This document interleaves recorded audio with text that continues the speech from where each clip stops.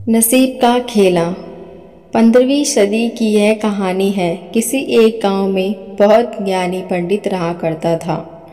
पंडित आजू बाजू के सारे ही गांवों में बहुत प्रखंड था और इसी वजह से धनवान भी।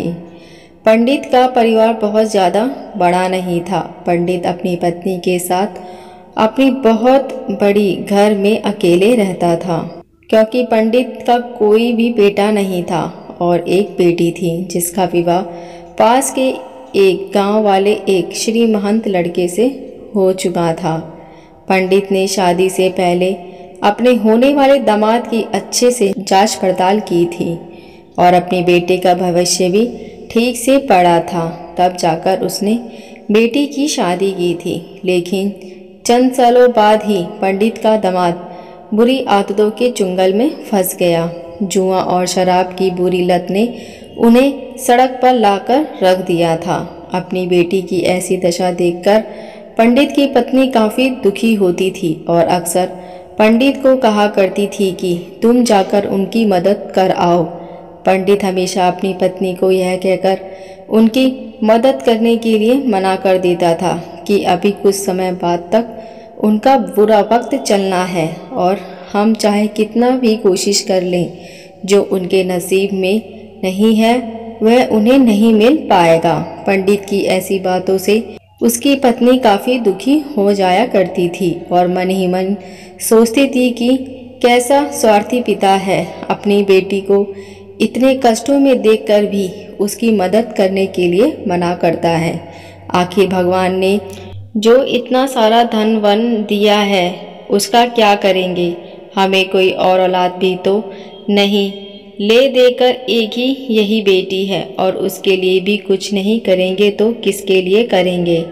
पंडित ऐसा नहीं सोचता था। ऐसा नहीं है कि पंडित अपनी पुत्री से प्रेम नहीं करता था, लेकिन उसने अपनी पुत्री की कुंडली इतने अच्छे से पढ़ी थी और वह यह पहले से ही जानता था कि वह चाहे किसी भी लड़के से शादी करते, लेकिन उसके जीवन में यह समय आने वाला ही था और बिना किसी भुगते उसका छुटकारा नहीं मिलने वाला था।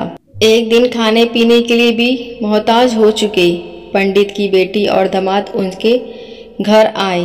पंडित ने और उसकी बीवी ने दोनों का खूब आदर सत्कार किया और खूब अच्छा खाना खिलाया। बेटी और दामाद की पंडित से सहायता मांगने की हिम्मत ना हुई, इसलिए वह बिना बोले ही वापस अपने घर की ओर लौटने लगे। लेकिन माँ तो माँ होती है, पंडिताइन से रहा नहीं गया और बिना पंडित की इजाज़त के उसने चोरी छुपे बूंदी के लड्डू बनाकर उसमें सोने के सिक्के रख दिए और बेटी और दामाद को दे दिए, ताकि बेटी और दामाद की कुछ आर्थिक सहायता हो सके। पंडिताइन यह भी जान गई थी कि बेटी और दामाद शर्म के मारे उनसे मदद नहीं मांग रहे थे, इसलिए उसने बेटी और दामाद को भी लड्डुओं में छुपे सिक्कों के बारे में कुछ नहीं बताया। जाहिर सी बात है कि जब वह लोग घर पर जाकर लड्डू खाएंगे तो उन्हें उसमें सोने के सिक्के मिल जाएंगे।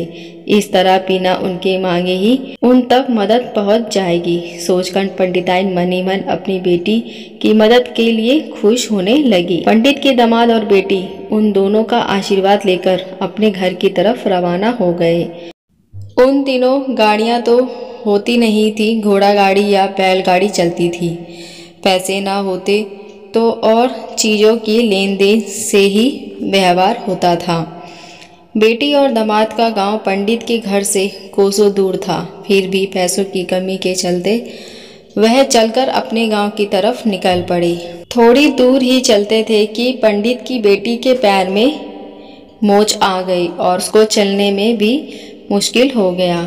पंडित के दामाद ने जब देखा कि उसकी बीवी अब बिल्कुल चलने में सक्षम नहीं है तो उसने एक टांगा अपने घर तक किराए पर ले लिया। दोनों पति पत्नी टांगे में बैठकर घर तक पहुंच गए, लेकिन टांगे वाले को देने के लिए उनके पास पैसे नहीं थे, इसलिए पंडिताइन ने जो बूंदी के लड्डू उन्हें दिए थे वे किराए के तौर पर उस टांगे वाले को दे दिए। टांगे वाला बूंदी के लड्डू को लेकर वहां से चला गया। टांगे वाला अपने घर की तरफ जा रहा था, तब उसे एक हलवाई की दुकान दिखी। उसने सोचा कि थोड़े से बूंदी के लड्डुओं से मेरे घर के लोगों का पेट थोड़ी भरने वाला है, इसलिए इससे अच्छा तो मैं इन बूंदी के लड्डुओं को बेचकर उनसे कुछ चावल खरीद लेता हूँ। टांगे वाले ने बूंदी के लड्डू हलवाई को बेच दिए। जिस गांव में वह हलवाई रहता था, उसी गांव में एक आदमी ने अपने घर पर पूजा रखी थी और उसी पंडित को उस पूजा के लिए बुलाया गया था। पूजा में लगने वाले प्रसाद के लिए उस आदमी ने उसी हलवाई से बूंदी के लड्डू लिए जहां पर उस टांगे वाले ने बेचे थे। हलवाई ने भी उस आदमी को टांगे वाले से खरीदे हुए लड्डू ही पहले दिए ताकि वह खराब ना हो जाए, क्योंकि वह नहीं जानता था यह लड्डू कब बने हैं। पूजा खत्म होने पर दक्षिणा और बूंदी के लड्डू लेकर जब पंडित अपने घर आया और खाना खाने बैठा तो प्रसाद में आए बूंदी के लड्डू खाते वक्त लड्डू से सोने का सिक्का निकला। इस घटना को देखकर पंडिताइन की आंखों से आंसू बहने लगे।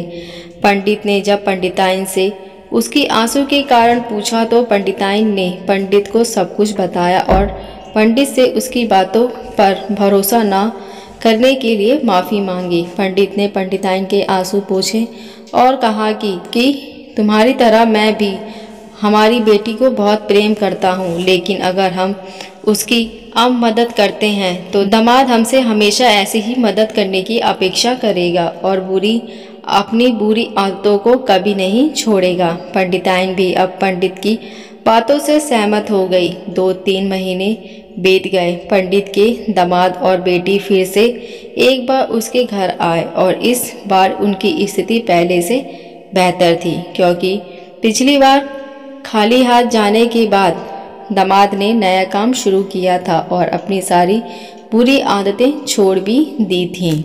दोस्तों, नसीब का लिखा नहीं बदलता। यह कहानी आपको कैसी लगी? क्या आप भी नसीब पर भरोसा रखते हैं या फिर आप उन लोगों में से हैं जो अपना नसीब खुद अपने हाथों से लिखना चाहते हैं? आशा करती हूँ ये कहानी आपको अच्छी लगी होगी। अगर अच्छी लगी हो तो मेरे चैनल को सब्सक्राइब, लाइक, शेयर ज़रूर करें। आप मिलते हैं नई कहानी के साथ। देखने और सुनने के लिए धन्यवाद।